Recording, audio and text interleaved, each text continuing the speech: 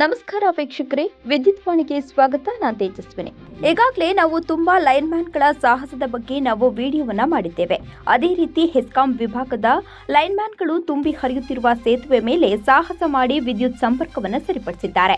ಬೆಳಗಾವಿ ಜಿಲ್ಲೆಯ ಘಟಪ್ರಭಾ ವಿಭಾಗದ ಗೋಕಾಕ್ ಲೊಳಸೂರ ಸೇತುವೆ ಮೇಲಿದ್ದ ವಿದ್ಯುತ್ ಕಂಬ ಮಳೆ ಗಾಳಿಯಿಂದ ಮುರಿದಿತ್ತು. ಕೂಡಲೇ ಕಾರ್ಯಾಚರಣೆ ನಡೆಸಿದ ಹೆಸ್ಕಾಂ ಸಿಬ್ಬಂದಿ ಕ್ರೇನ್ ಸಹಾಯದಿಂದ ಮುರಿದ ಕಂಬವನ್ನು ತೆರವುಗೊಳಿಸಿ ವಿದ್ಯುತ್ ಪೂರೈಕೆಯನ್ನ ಪುನರ್ ಸ್ಥಾಪಿಸಿದೆ.